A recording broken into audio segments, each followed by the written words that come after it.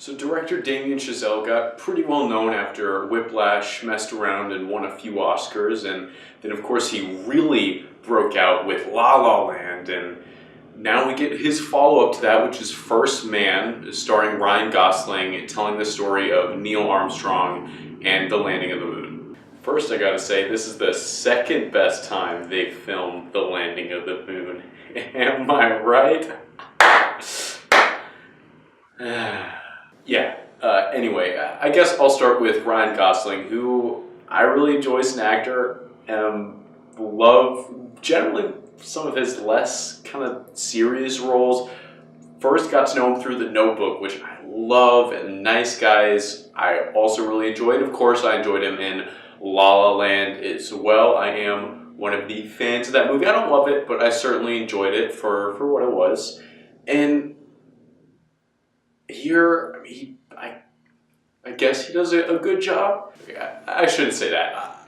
I can't gauge whether it was a good or bad acting job, but his performance was an interesting choice, I guess is what I should say. You know, I don't know that much about Neil Armstrong. I haven't looked up like any interviews or anything, but Gosling plays him as a very soft-spoken, just very non-emotional person, and he's very subdued in everything he does.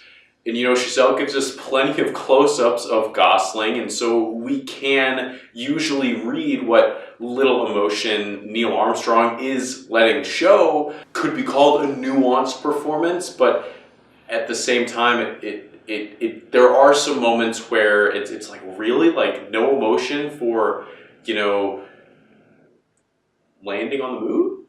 And I don't know, it was just some very interesting choices that sometimes I thought really played well. There was a lot of very emotional moments involving the loss of people he was close to that really hit home for me. And then there were some times where I just would have liked to have a little bit more to engage with in that moment, and I wasn't given that. You know, maybe that's just who Neil Armstrong is or was.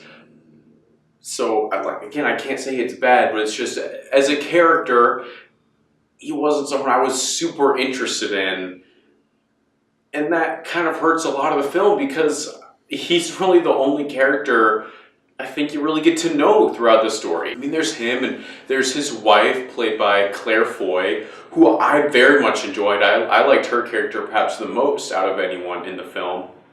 But outside of those two, there's not really too many of the other astronauts you get to know. I mean, Buzz Aldrin, again, I don't know how well Neil and Buzz knew each other going into Apollo 11, but Buzz is only in 2 or 3 scenes before, you know, the launch of Apollo 11. And there's some other major players in NASA that, you know, they show us them in mission control during these big launch events. And I'm just like, I have no idea who they are, what they do, and, you know, there was just not very much attachment, and I was usually able to obviously figure out what was happening, but it just really focuses on Neil Armstrong, and I was a little surprised at how little we get of a lot of other characters. There were 2 astronauts that they kind of pulled out, but they don't really stick around very long for the remainder of the film for various reasons. And there was a lot of people like that they kind of like popped up and then they were gone, and popped up and they were gone. And you know, like there was one person on the Apollo 11 mission that we didn't meet for the entire movie beforehand. And I'm like, I have no attachment to this guy. I don't even know what his name is because I'm stupid and I only know 2 of the 3 people who were on Apollo 11. And unsurprisingly, it is a slower paced film, and that's already not really my thing. And so I should say that this film is not really a film I would generally be excited for, except for, you know, it has 2 kind of big names behind it with Chazelle and Gosling. But even for someone who doesn't like slow pacing, there were some times, especially at the end, when they're doing the moon landing, which I know what happens, and they're just dragging it out. Like, they might run out of fuel. Like, I don't know if they're going to make it over the screen. I'm like, I know they're going to make it. Okay? Like, it doesn't need to take 15 minutes to get from 200 feet to landing on the moon. Because I know what's going to happen there. And the suspense just didn't hold me. And so when I was already kind of bored just from being me, there was especially towards the end moments when I really kind of checked out emotionally from the film.